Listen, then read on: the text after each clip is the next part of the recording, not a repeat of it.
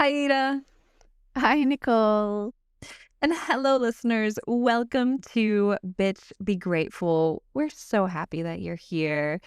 And welcome to the month of February. I am so excited. It's, for better or for worse, become the month of love.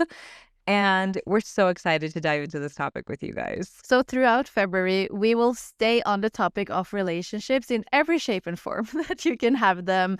And in this very first episode, we are very excited because we are going to talk about what's, in our opinion, the most important relationship we have, which is the relationship to ourselves. I agree so much. I think that one of the reasons your relationship with yourself and the self-love that you have is so important is because it's the foundation of everything else in your life, in my opinion.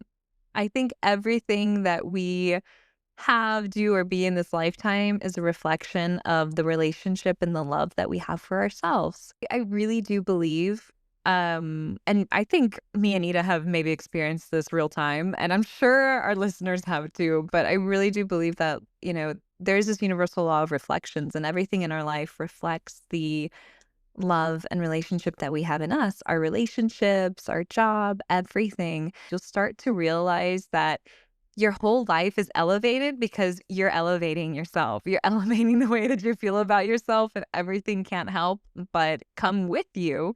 And you really are the driving force for that. So it's so important. I think when you learn to love yourself truly and have this relationship, the world around you gets better because you also start to love and have better relationships with the world around you because you value yourself, and the value that you have for yourself is the value that you see for others. Which is why the people who are the most judgy are usually the ones who judge themselves the most because you can't help but act how you act to yourself. Oh, yeah, I love that, Nicole. And I completely agree that it really, your self love is reflected in everything you have around you. So, yeah, that's why it is so extremely important that we start with loving ourselves. So today we kind of wanted to talk about what it actually means to have a relationship with yourself and have self-love, because I think the topic can be a little bit convoluted in a sense. It can be a little misunderstood as vanity or conceit, kind of being all about you. And it is, but it's not. It's not about being conceited. I think it's about having a genuine, healthy perspective of yourself, the good and the bad. Hmm. So me and Ida really, we were having a huge conversation on this before we got on the podcast, which Huge one. huge. This might have been 2 hours long. We're gonna condense it for you though. Yeah, And one of yeah. the things that we talked about, which I think Ida gave us just like a great explanation, but she said that one of the first parts of having a relationship with yourself is really tuning into yourself, right? Yeah, yeah, definitely. And just to get you to know yourself a little bit, tune in, what is going on in there? How are you feeling? How are your body feeling?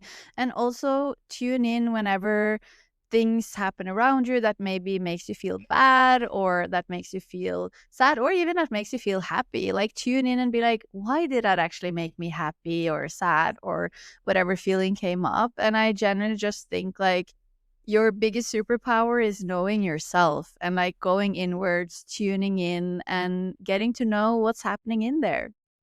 Oh, I love that you said that. That's your greatest superpower. And I think so. And it's the basis of having that relationship with yourself, because I think what we do is just go on autopilot. We're conditioned by our friends, our family, society, and we're just like, I think there's this point in everyone's life, I don't know, this is just my personal experience, where we're operating on autopilot, everyone else's beliefs, everyone else, like everything that we've absorbed. And then we come to this moment, it's like, but what do I want? Like, who am I? Like, what?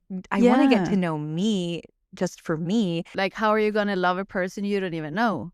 You Yeah. know, like Oh, you need to yeah, get to that's know so that true. person to be able to love them and to be able to love them in the way they need to, you know? So it's kind of like we need to get to know Yeah. what we're dealing with here.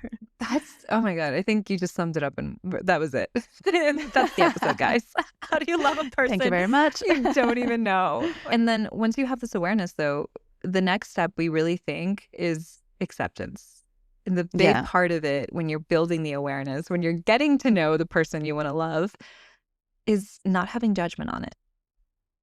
Yeah, Not 100%.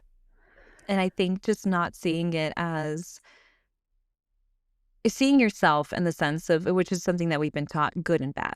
This is good about me, this is bad, and then we kind of only accept the good or we get fixated on the bad. One or the other, depending on who you are. Exactly. Yeah, yeah.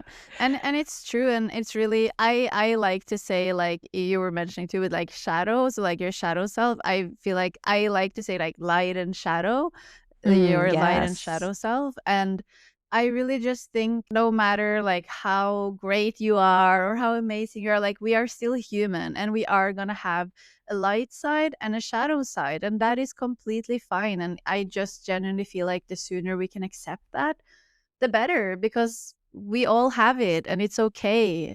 Yeah, Ida, and you literally just reminded me, because we were talking about the shadow and the light, because something that I said is I wanna stop using good and bad. I'm trying to get away from the language of this is good, this is bad, instead of Mhm. like this is shadow, this is light, because everything works together, the shadow and the light. And I think when we use the words good and bad, it's like we take the one because we just want the good and we just leave the bad, you know? Mhm. And it's like we leave half of ourselves or we leave parts of ourselves that if we really learned to accept and sit with the shadow, we always receive a gift, in my opinion. Like you always learn something from your own shadow. You always move through it and become stronger instead of just Mhm. pushing it away, which I think when we label it as bad or parts of ourselves as bad, we just push it and push and push it away. And it makes us have this deep resentment for a part of ourselves that is just totally natural and normal. Yeah. Yeah, and you Yeah. start kind of like dismissing parts of yourself that Mhm. like you're it's impossible to dismiss them because they're part of you. And it's like part of what makes you so amazing too. So just really feel like once you're able to see how your light and shadow works together, like you're saying, you're also able to see how that works for other people. And sometimes like what I find myself thinking, if maybe someone I know is acting from their shadow self, I can also see maybe it's a very passionate person and they have a very like passionate but aggressive response, for example. I'm also able to then see, but that's also what makes them so passionate in their lighter side, like when they actually act from self-love and like good type of passion. So then you're also kind of able to see like how one side wouldn't be like that if the other side didn't exist. Yes, the shadow activates the light in us. If you see yourself with this as this beautiful balance of energies, then you can just see that, wow, all of this really works together so perfectly. I work together so perfectly. And you get this like unconditional love for yourself. And I think then we also come back to the fact of getting to know yourself. So if you have acted Mhm. from your shadow side, then okay, why? Why did you act from your shadow side in that moment? What kind of triggered your shadow self? And then as soon as you start knowing yourself, it's also easier, what I would say, to accept yourself, because then you know the why. And maybe it's hard to accept something when you don't know why.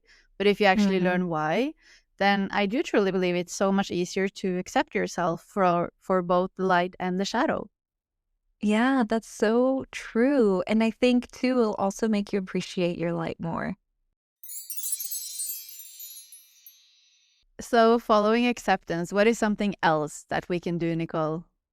Mm, I think, and this goes really well with acceptance, almost hand in hand, is self compassion. Because I think it's Mm. so important to be compassionate with ourselves, which is why seeing the perfect balance of light and shadow is important. And you nailed it on the head. I'm going to steal it. Ida said that acceptance kind of shows us what we're feeling and like helps us tune in, but compassion shows us what we need. Because I think that's when you bring in the actions. It's like, okay, I have an awareness of what's within me, what I want to express, what shadows I want to move through. And that compassion gives us the ability to be like, okay, what do I want to do about it now? Like, Yeah. how can I take action on this? Because we live in a physical form. So we need to do, there is action and things that need to be put in place once we put that compassion to our shadow and our light side and ourselves in general. Yeah. Yeah, I love that. And I do, even though obviously all of these three things we mentioned now are so important and they also go kind of hand in hand, like maybe you can't do one without the other, but part of me feels like compassion is like one of the most important things because it's just to Mhm. be kind with yourself and show yourself grace and have patience with yourself. Like you don't always have to be on top. You don't always have to do everything on your to-do list or whatever it is. Like show compassion and just be kind to yourself and be patient to yourself. I feel like that is so extremely important.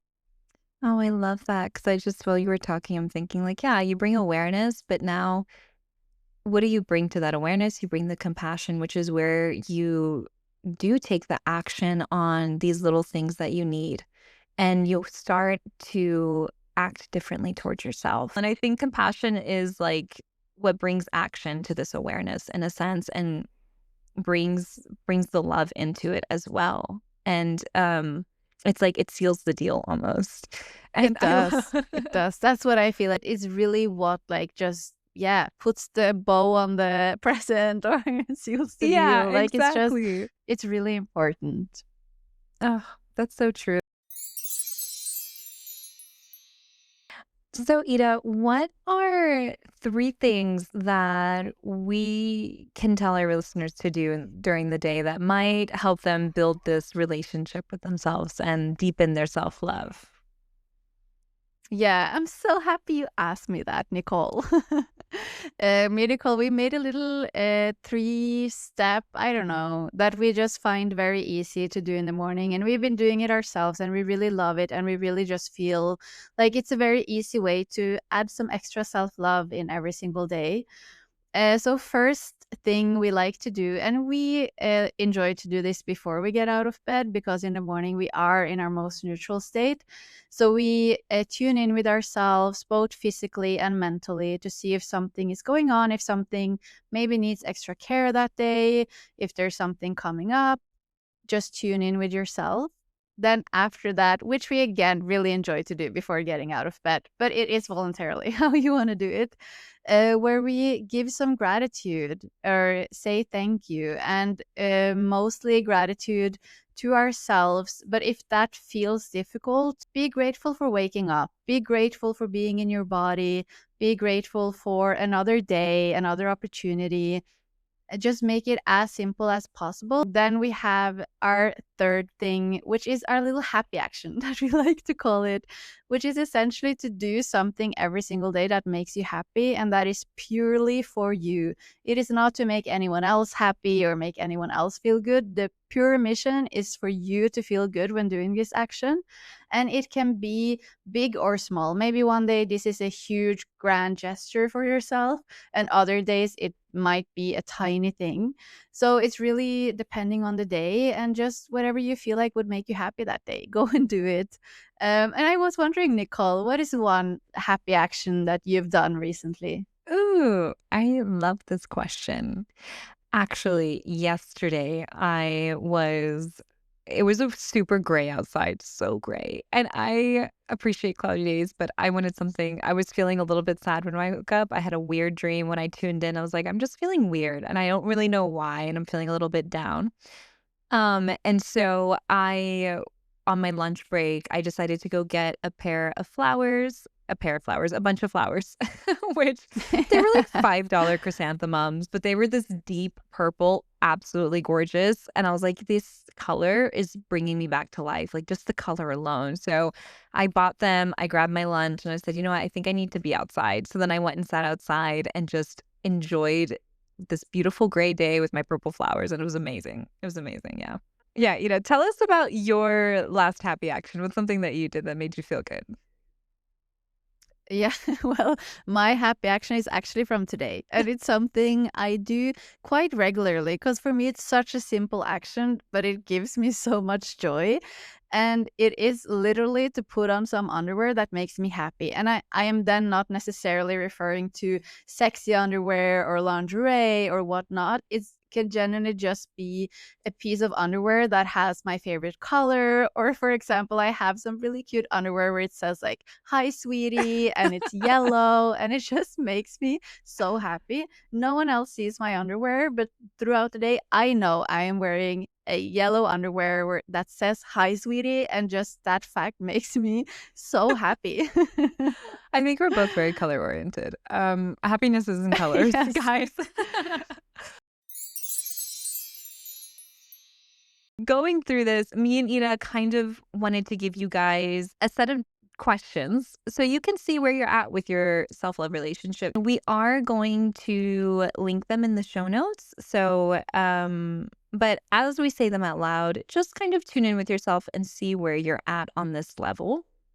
Although we highly suggest journaling on them after. So, one, how are you feeling yourself right now? Like, tune in with your emotions, your mind, and your body. What are some of the things you feel about yourself? Are you happy with yourself? Are you frustrated? Do you feel proud? Do you feel shame? Do you feel happy? You know, kind of notice it without judgment. Number two, and this is something you're going to ask yourself, when I mess up, fall short, or have an off day, how do I talk to myself? What is my inner voice? Is it critical? Is it supportive? Is it motivational? Is it not there? Does nothing come up? Number three, where in my life do I tend to push past my own needs or feelings? So, in a sense, where are you ignoring rest where you need to rest? Where are you ignoring doing something that you know you need to do and would really help you out, but you're avoiding it? Where are you saying yes when you mean to say no? That's a big one for us ladies. And number four, what genuinely brings me joy, comfort, or a sense of pleasure? And the important part, how often do I let myself have this? I think the frequency in which we treat ourselves and do happy actions really shows how we're feeling. And what is it? It's what do you do that just brings you happiness? And do you feel any guilt when you do that thing or you listen to that Mm, thing or whatever it is? And that's a then big one. lastly, yeah, I The love that one. guilt. That one got me. Mhm. And then our last question, number five, this week, guys, we want you to do this immediately. What is one small action I can take to show myself some love or care? So, and like what me and Ida said, what's something that's small and realistic and just for me? Or if you can do a grand gesture for yourself, then do it. But we know that everyone has a life. So it can be take 1 minute, 5 minutes, 10, the whole day. Just what's one thing that you can do? And how does that support the way that you want to feel about yourself? And I think that's really important because if we understand the way that our actions make us feel, we'll tend to move towards the actions that make us feel better, if that's what we want. So, those are our 5 questions for you guys. Like I said, we'll link them in the show notes. But since you're listening, take some time, sit with them. And we think that it will really help you gauge where you're at and see see how we can deepen and strengthen our love and relationship with ourselves and ultimately everyone else around us, which is what February is for and why we're so excited. I Yes. love February. I love Valentine's Day. I don't care. Haters, you can say it's a commercial holiday. I get it. I still love it. Yeah. I don't particularly love February, but I love love. So I mean, it compensates. Exactly. So now that we talked about loving ourselves, we would love if you would send some love our way as well. So if you want to go in on Instagram and follow us on bitch.begrateful, if you like our episodes, please make sure to like, follow, subscribe, share it with your friends. And we would also love to get some feedback if that's in the comment, if you want to DM us on Instagram. We would love to hear what you think about our episode so far. If there's something you want us to talk about, something we want to address, we are all ears. We'd love to hear from our listeners. And like Ida said, anything that you want to possibly be a future topic, we will consider it. So send it our way.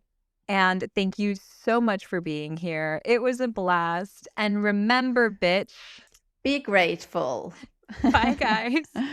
Bye.